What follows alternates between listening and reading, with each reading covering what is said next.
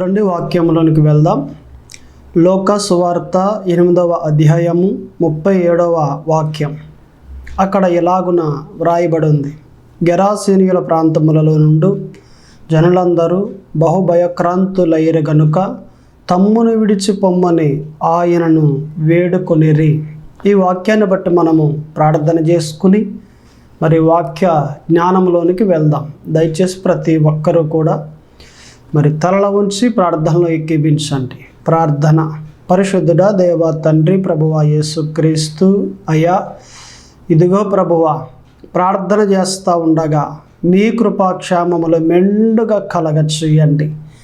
మీ కృపతో నింపండి, మీ బలముతో నింపండి. ఏ మాటలైతే మాకు కావాలో ఆ మాటలు దయచేయమని ప్రార్థన చేస్తూ ఉన్నా.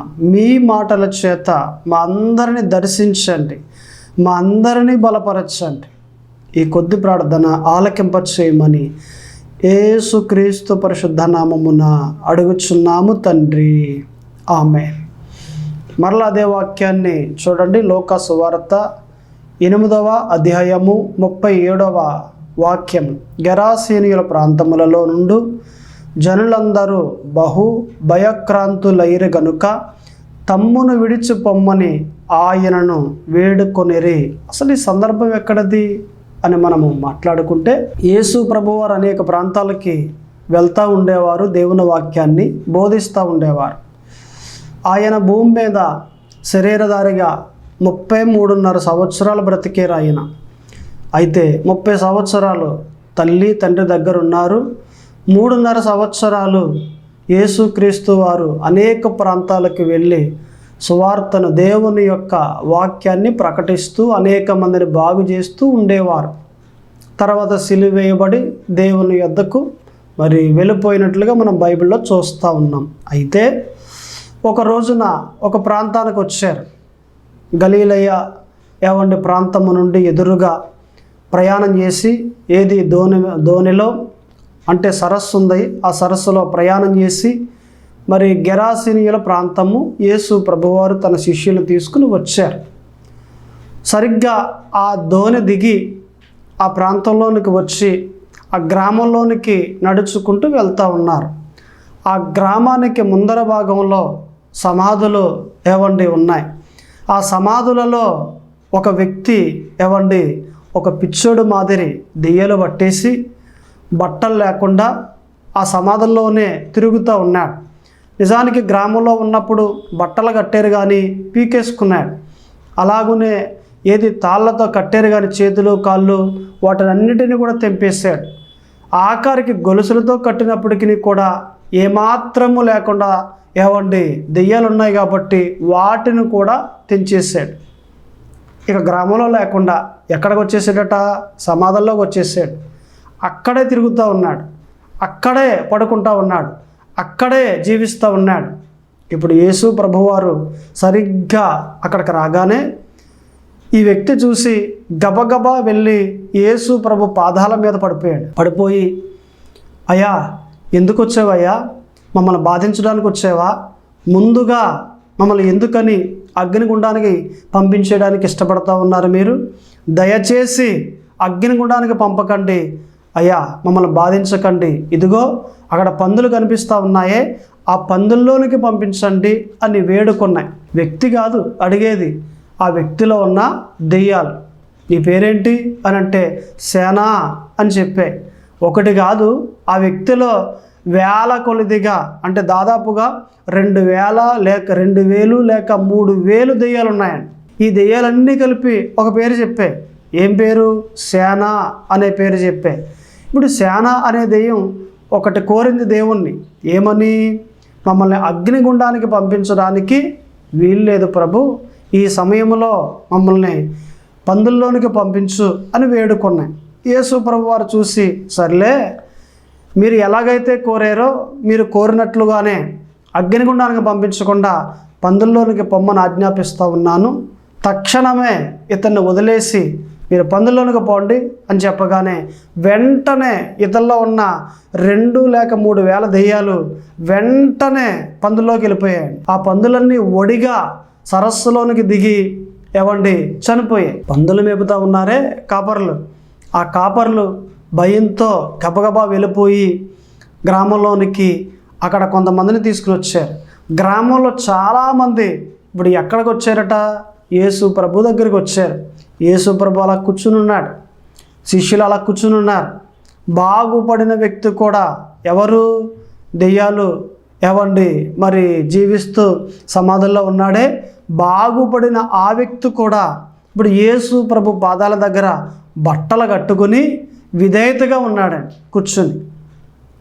ఈ గ్రామపు ప్రజలంతా చూసి ఆశ్చర్యపోయి భయపడి అంటారు కదా, యేసయ్య దయచేసి మా గ్రామాన్ని వదిలేసి వెళ్ళిపోండి అని అన్నారు. ఒకటి, ఈ వ్యక్తి బాగుపడ్డాడు.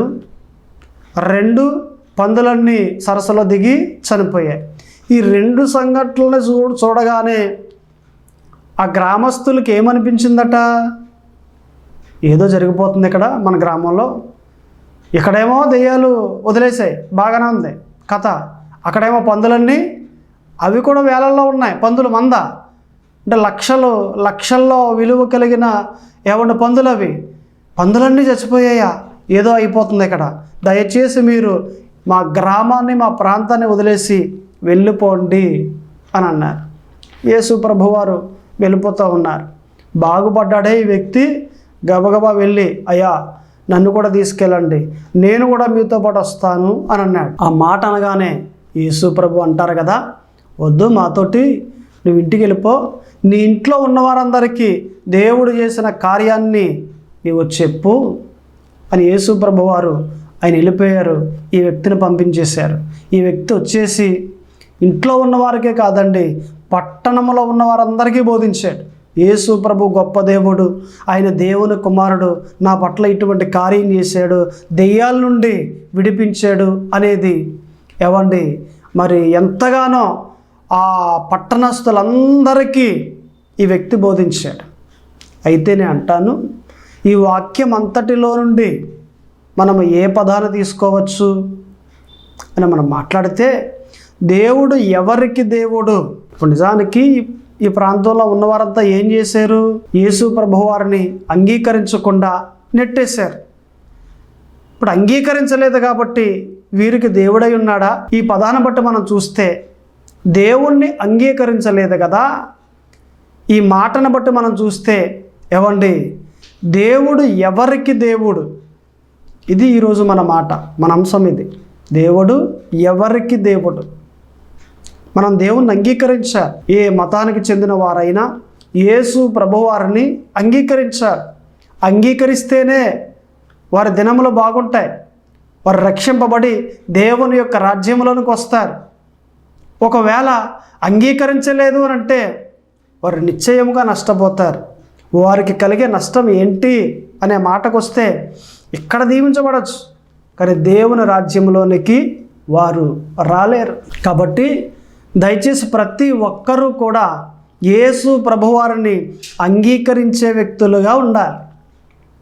ఈ మాటను బట్టి దేవుడు ఎవరికి దేవుడు? 3 మాటల్లో మనం చూద్దాం. చూడండి, మొదటి మాట ఇర్మీయా గ్రంథము 7వ అధ్యాయము 23వ వచనం. ఏదనగా నా మాటలు మీరు అంగీకరించిన ఎడల నేను మీకు దేవుడనై ఉందును, మీరు నాకు జనులై ఉందురు. చూడండి, అదే మాట, అదే మాదిరి మాట ఏమనొచ్చింది? ఏమని వ్రాయబడి ఉంది? ఏమని ఇర్మీయా ప్రవక్త ద్వారా దేవుడు మాట్లాడుతూ ఉన్నారట? నా మాటలు మీరు అంగీకరించిన ఎడల నేను మీకు దేవుడై ఉందును, మీరు నాకు ప్రజలై ఉందురు. దేవుని మాట ఎందరైతే అంగీకరిస్తారో వారికి దేవుడై ఉంటాడు. అంగీకరించకపోతే దేవుడు వారికి దేవుడై ఉండడు.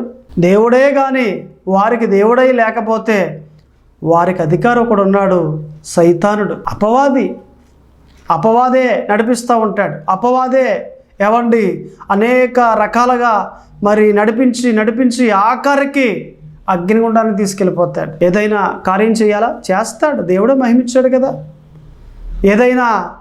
ఏది లాభసాటిగా నీ జీవితం బాగుండాలా? అపవాది చేస్తాడు నువ్వు కోరితే. దేవుడే మహిమిచ్చాడు కదా, ఏదో చిన్నగా లాభం వచ్చింది కదా, వ్యాపారం బాగుంది కదా, అబ్బాయి పుట్టాడు కదా, అమ్మాయి పుట్టింది కదా, లేదా ఉద్యోగం వచ్చింది కదా, ఖచ్చితంగా దేవుడు నాకు ఈ రీతిగా సహాయం చేస్తున్నాడని అపవాది నడిపించే ఆ నడిపింపులో కానీ ఉండి దేవునికి దూరంగా ఉండి దేవుని మాటను అంగీకరించకుండా ఉంటే నీ జీవితం నష్టంలోనికి, అగ్నిగుండంలోనికి వెళ్ళిపోతుంది. కాబట్టి ఎవరికి దేవుడు అనే మాటకొస్తే దేవుని మాటలు అంగీకరించిన వారికి దేవుడు. ఈ మాట ప్రకారంగా మనం చూస్తే ఆయన మాటలు మనం ఏం చేయాలి? ఇప్పుడు అంగీకరిస్తే మన దినములు బాగుంటాయి. ఒక ప్రాంతంలో ఒక యవనస్తుడు ఉన్నాడు. ఇది వేరే దేశంలో జరిగింది. ఆ యవనస్తుడు ఒక రోజున ఒక మ్యూజియంలోనికి వెళ్ళాడు. అందులో చిత్రపటాలు ఉన్నాయి, లైన్గా చూసుకుంటా వెళ్తూ ఉన్నాడు. సరిగ్గా ఒక చిత్రపటం దగ్గరకు వచ్చి చూడగానే అలా నిలబడిపోయాడు, ఏడుస్తున్నాడు. ఉదయాన్నే వెళ్ళిన వ్యక్తి సాయంత్రం 5 గంటల వరకు ఆ చిత్రపటాన్ని అలా చూసి ఏడుస్తూనే ఉన్నాడు. ఆ చిత్రపటానికి క్రింద భాగంలో ఒక మాట రాయబడి ఉంది. ఇంతకా ఆ చిత్రపటం ఏంటి అని మనం ఆలోచన చేస్తే, యేసు ప్రభువారు సిలువ వేయబడ్డారే అదే చిత్రపటం. గీసిన వ్యక్తి అంటే ఆ చిత్రం వేసిన వ్యక్తి, చిత్రకారుడు చాలా అందంగా ముళ్ళ కిరీటం ఎలాగా గుచ్చబడిందో, 2 పాదాలకి ఒకే మేకు ఎలా కొట్టబడిందో, అరిచేతుల్లో మేకులు ఎలా కొట్టబడి ఉన్నాయో, ఇవన్నీ అక్షరాల అందంగా దాన్ని చిత్రీకరణ చేశాడు ఆ చిత్రాన్ని. అయితే ఆ చిత్రపటానికి క్రింద భాగంలో ఒక మాట రాశాడండి. ఏంటి ఆ మాట అనంటే, ఇదంతయు నీ కోసం నేను చేశాను, నా కోసం నువ్వేం చేశావు అనే మాట రాశాడు. ఈ మాట చదవగానే ఈ యవన బిడ్డ ఈ యవనస్తుడు అలానే ఉండిపోయాడు, ఏడుస్తున్నాడు. ఏం చేస్తున్నాడో తెలియట్లేదు. ఉదయం వెళ్ళిన వ్యక్తి సాయంత్రం 5 అయిపోయింది కానీ ఆ మ్యూజియం మూసేసే సమయం అయిపోయింది కానీ బయటికి రాలేదు. గేటు కాపరు లోపలికి వెళ్ళి, దయచేసి బయటికి వెళ్ళిపోండి, సమయం అయిపోయింది, మూసే సమయం అని అంటే మనుషుల్లో లేనట్లుగా ఉన్నాడు. చేయి పట్టుకుని బయటికి తీసుకొచ్చేసి గేట్ వేసేసాడు గేటు కాపరి. అయితే ఇంటికి వెళ్ళిపోయాడు యవనస్తుడు. మరునాడు ఆలయానికి వెళ్ళాడు. పాస్టర్ గారు నిలబడి వాక్యాన్ని బోధించాడు. వాక్యమంతా బోధించేసిన తర్వాత లాస్ట్లో పాస్టర్ గారు అన్నారు, దేవుని కోసం మీరు ఏదైనా ఇవ్వాలనుకుంటే మీరు ఇవ్వచ్చును అని అంటే, ఎందరో డబ్బులు ఇచ్చారు, ఎందరో బంగారం ఇచ్చారు, ఎందరో వస్తువులు ఇచ్చారు, ఎందరో ఏవో దేవునికి ఇచ్చారు. ఈ అబ్బాయి అన్నాడు లేచి, అయ్యా నాకు ఇవ్వడానికి దయచేసి డబ్బులు లేవు, బంగారం లేదు, వస్తువులు లేవు, నా దగ్గర ఏమీ లేవు, ఒకటి మాత్రం ఉంది, అది దేవునికి ఇచ్చేస్తా.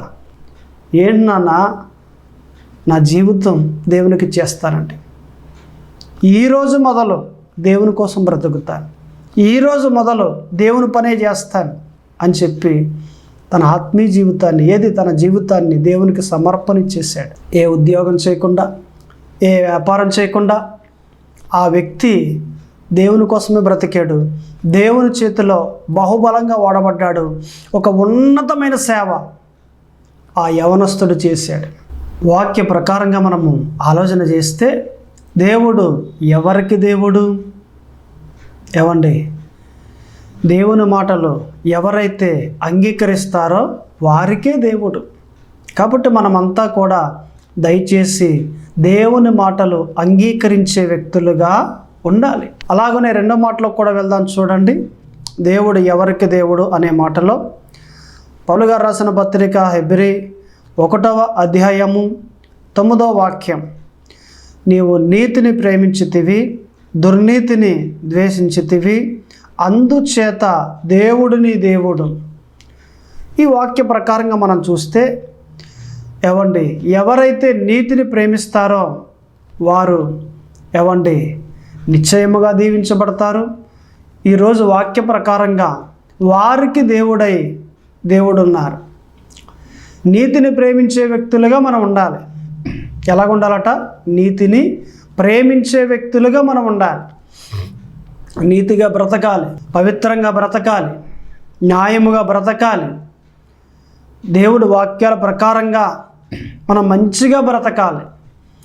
మనం ఎప్పుడైతే దేవునికి నచ్చేటట్లుగా, దేవుడు మెచ్చేటట్లుగా నీతిగా బ్రతుకుతామో మన జీవితాలు బాగుంటాయి. కాబట్టి దయచేసి ప్రతి ఒక్కరూ కూడా నీతిగా బ్రతకాలని దేవుని వాక్యాన్ని మరి పరిశుద్ధాత్మ దేవుడు బోధిస్తూ ఉన్నారు.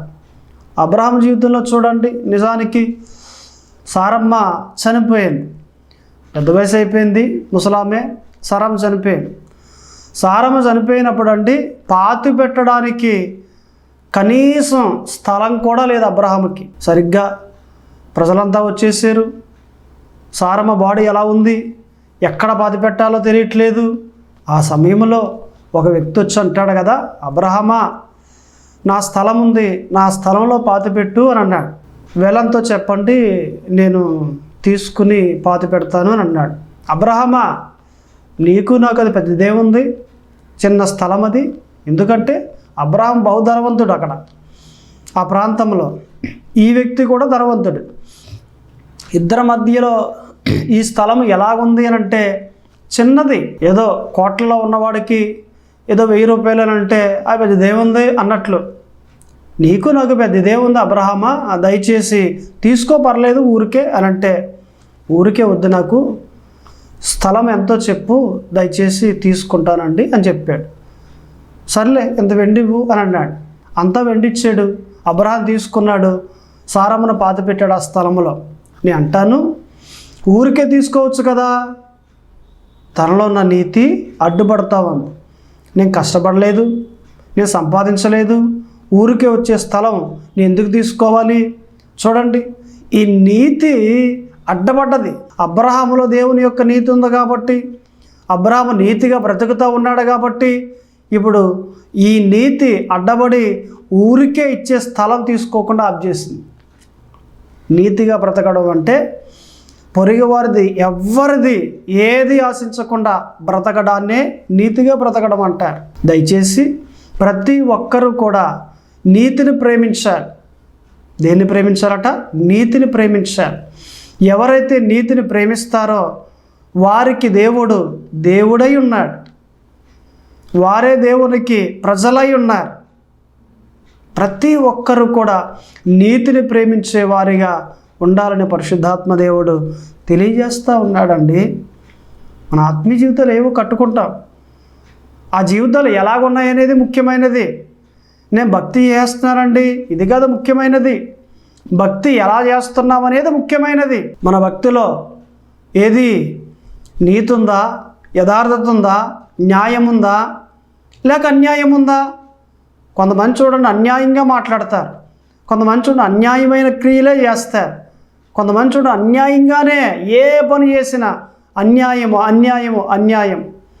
ఆఖరికి తల్లిదండ్రులు కూడా బిడ్డల విషయంలో అన్యాయం చూపిస్తూ ఉంటారు. న్యాయంగా మాట్లాడరు, న్యాయంగా పంచరు. పెద్దోడికేమో ఎక్కువిచ్చేసి చిన్నోడికేమో తక్కువిచ్చి, వీడంటే నాకు ఇష్టం, వీడికి నేను ఇస్తా.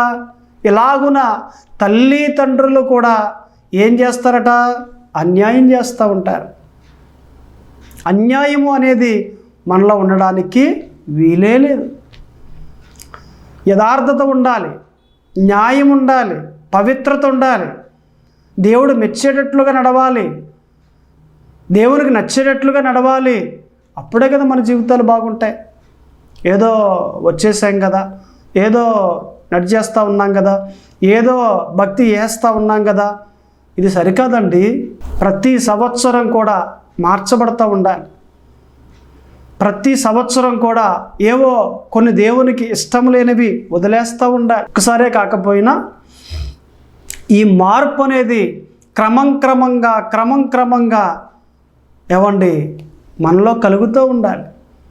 దయచేసి ప్రతి ఒక్కరూ కూడా ఏవండి దేవుడు మనకు దేవుడై ఉండాలంటే ఎలాగట? దేవుడు మనకు దేవుడై ఉండాలంటే, దేవునికి మనం ప్రజలై ఉండాలంటే మనం చేయవలసిన పనులు 3. 1, దేవుని మాటలు అంగీకరించేవారిగా ఉండాలి. 2, నీతిని ప్రేమించేవారిగా ఉండాలి.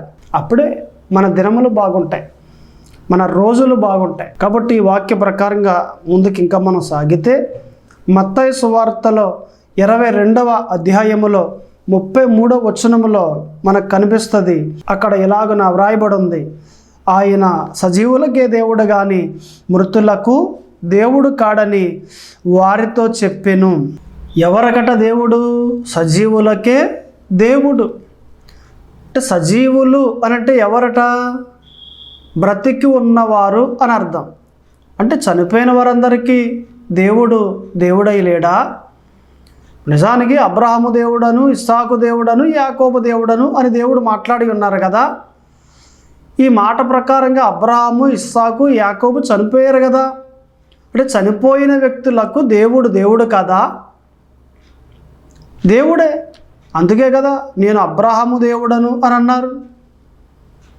అంటే ఈ మాట ప్రకారంగా మనకి ఏం తెలుస్తూ ఉంది? నేను సజీవులకే దేవుడను అంటే ఎవరైతే పాపం చేయకుండా ఉన్నారో వారు సజీవులు. ఈ జీవం గురించి, ఈ మరణం గురించి దేవుడు మాట్లాడకుండా ఇక్కడ మాట్లాడే మాట ఏ మాట అంటే, ఈ మరణం అయిపోయిన తర్వాత, ఈ జీవం అయిపోయిన తర్వాత దేవుని రాజ్యంలో సజీవులుగా జీవిస్తూ ఉంటారే వారికే నేను దేవుడను. అగ్నిగుండములో ఉన్నారే, ఏది మృతులు, వారికి నేను దేవుడను కాను. కాబట్టి ఈ మాట ప్రకారంగా మనం ఎలాగుండాలి? సజీవముగా ఉండాలి, బ్రతికే ఉండాలి. ఇప్పుడు పాపం చేస్తారండి, పాపం చేసిన వారు బ్రతికే ఉన్నారు కానీ, మాట్లాడుతూనే ఉన్నారు కానీ చనిపోయిన వారితో సమానమని బైబిల్ మాట్లాడుతుంది. వ్యభిచారం చేసినా, దొంగతనం చేసినా, లంచాలు తీసుకున్నా, ఏది ఏ తప్పు చేసినా, అతిశయించినా, ఏది ఈ ప్రకారంగా దేవునికి విరోధమైన కార్యం ఏది చేసినా ఏమండి ఒక్కటే, వారంతా కూడా చనిపోయిన వారితో లెక్క. తింటా ఉన్నారు, భోజనం నడుస్తూ ఉన్నారు, అనేక ప్రాంతాలకు వెళ్తూ ఉన్నారు, పనులు చేసుకుంటూ ఉన్నారు, పేరుకే బ్రతుకున్నారు కానీ మృతుల సంఖ్యలో లెక్కింపబడి ఉన్నారు. కాబట్టి మనమంతా సజీవులుగా ఉంటే దేవుడు మనకు దేవుడై ఉన్నాడు. సజీవులుగా లేకపోతే దేవుడు మనకు దేవుడై లేడు. ఇప్పుడు ఒక ప్రాంతంలో ఒక సైకిల్ షాపు ఏది చిన్నగా ప్యాచీలు వేసుకుంటూ బాగు చేసుకుంటూ అలాగన ముందుకి కొనసాగుతూ ఉన్నాడు. ఆ టైంలో ఏమండి ఒక వ్యక్తి వచ్చి ఏమండి ఒక లాటరీ తీసుకోండి అని అన్నాడు. ఎంత అని అంటే 5 రూపాయలేనండి అని అన్నాడు. ఇప్పుడు వద్దులే, ఇంకా బోనీ కాలేదు, సాయంత్రం రానన్నాడు. లేదండి 2 కోట్లండి లాటరీ, 2 కోట్ల రూపాయలండి లాటరీ, దయచేసి ఒక 5 రూపాయలుగా తీసుకోండి అని అన్నాడు. తినేకే బాబు, సాయంత్రం రా, బోనీ కాలేదని అంటే లేదండి 5 రూపాయలే కదా, డబ్బులు పోని వచ్చిన తర్వాత ఇద్దరికెళ్ళిన కోసేయండి ఇప్పుడు అని అన్నాడు. సర్లే కోసేసాడు, టికెట్ ఇచ్చేసాడు. దాన్ని తీసి మొత్తం మీద ఎక్కడో పాడేసాడు. ఏది ఒక బేసిన్లో ఆయిల్ అయిపోతూ ఉంది, మరకలు అయిపోయింది. సాయంత్రం వచ్చాడు, 5 రూపాయలు పట్టుకుని ఆయన వెళ్ళిపోయాడు. ఒక వారం పోయిన తర్వాత అదే గ్రామంలో ఆ మండలానికి సంబంధించిన మొత్తం ప్రజలందరూ కోసిన ఈ లాటరీ అంతా కూడా ఒక డ్రమ్ములో వేసి ఈ పేర్లన్నీ కలిపేసి తీగానే ఏమండి సైకిల్ షాప్ ఆయనకి వచ్చిందండి లాటరీ. ఈయనకు ఫోన్ చేసి, అయ్యా మీకు లాటరీ తగిలిందండి అని అన్నాడు. 2 కోట్లు. ఏంటంటే నాకు తగిలిందండి లాటరీ, 2 కోట్లండి అని అన్నాడు. నిజమేనండి, మీకే తగిలింది, రేపు మీ సైకిల్ షాప్ దగ్గరకు వచ్చి మేము ఇస్తామండి, రేపు ఉదయాన్నే కూడా పేపర్లో కూడా వేయిస్తామండి అని చెప్పి పేపర్లో వేయిస్తే ఇక బంధువులంతా వచ్చేసారు, చుట్టాలంతా అక్కడే ఉన్నారు. అంతేకాకుండా టీవీ ఛానల్ వారు కూడా అక్కడికి వచ్చేసారు. అంతేకాకుండా ఆ గ్రామస్తులు కూడా అక్కడికి వచ్చేసారు. 2 కోట్లు తగిలిందంట, 2 కోట్లు ఇప్పుడు ఇస్తారట అని అనగానే ఇక చూడండి అక్కడ ప్రజలు దాదాపుగా ఇసుకెత్తే ఏమండి రాలకుండా ఉన్నారు ప్రజలు. అంతలాగా విస్తారమైన ప్రజలు వచ్చేసారు. సరిగ్గా టీవీ ఛానల్ వారు అన్నారు, మైక్ ఇచ్చి, మీకు 2 కోట్లకు పావుగంటలో ఇవ్వబోతూ ఉన్నారు కదా, మీ సంతోషాన్ని వెల్లడి చేయండి, మీరు ఎంతగా ఆనందిస్తూ ఉన్నారో చెప్పండి అని మైక్ ఇచ్చారండి. తీసుకుని ఆయన అంటాడు కదా, నాకు 200 మంది బంధువులు ఉన్నారన్న సంగతి ఇప్పుడే నాకు తెలిసింది అని అన్నాడు. అంటే అర్థం ఏంటి? సైకిల్ షాపులో ఉన్నప్పుడు ప్యాచీలు వేసుకుంటున్నప్పుడు ఏ బంధువు రాలేదు, కనీసం ఆ గ్రామానికి వచ్చినా పలకరించకుండా వెళ్ళిపోయాడు బంధువు. 2 కోట్ల రూపాయలు ఈయనకి లాటరీ తగలగానే డబ్బు చేతికి వస్తుంది అనగానే 200 మంది బంధువులంతా ఏమండి ఎక్కడికి వచ్చారట? ఇప్పుడు ఇక్కడికి వచ్చేసారు, ఈయన దగ్గరికి వచ్చేసారు. అంటే బంధువులు డబ్బు ఉంటే వస్తారు. చూడండి, ఫంక్షన్ అండి, ఏటపోతులు వేస్తున్నామండి అని అంటే అనేక మంది వచ్చేస్తారు అక్కడికి. కారణం ఏంటి? మొక్క కొరకడానికి. అంటే బంధువు ఎప్పుడు వస్తాడో డబ్బు ఉంటే, బంధువు ఎప్పుడు వస్తాడు ఆస్తులు ఉంటే, కలిసి ఎప్పుడు ఉంటారట? ఎక్కువగా ధనవంతులుగా ఉంటే. కాబట్టి నేను అంటాను, దయచేసి వాక్య ప్రకారంగా మనం ఆలోచన చేస్తే ఈ వాక్యంలో ఉంది కదా, ఆయన సజీవులకే దేవుడు కానీ మృతులకు దేవుడు కాడు. అంటే మనం ఎలాగుంటే దేవుడు మనకు దేవుడు? సజీవులుగా ఉంటే దేవుడు. ఈ వాక్య ప్రకారంగా మనం ఆలోచన చేస్తే 3 మాటలు ఏవండి, దేవుని మాటలు అంగీకరిస్తే మనకు దేవుడై ఉన్నాడు. నీతిగా జీవిస్తే లేదా నీతిని ప్రేమిస్తే మనకు దేవుడై ఉన్నాడు. 3వ మాట, సజీవముగా జీవిస్తే మనకు దేవుడై ఉన్నాడు. దేవుడు ఎవరికి దేవుడు అనే దాంట్లో 3 మాటలు. ప్రార్థన చేసుకుందాం. అందరు కళ్ళు మూసుకోండి. ప్రార్థన.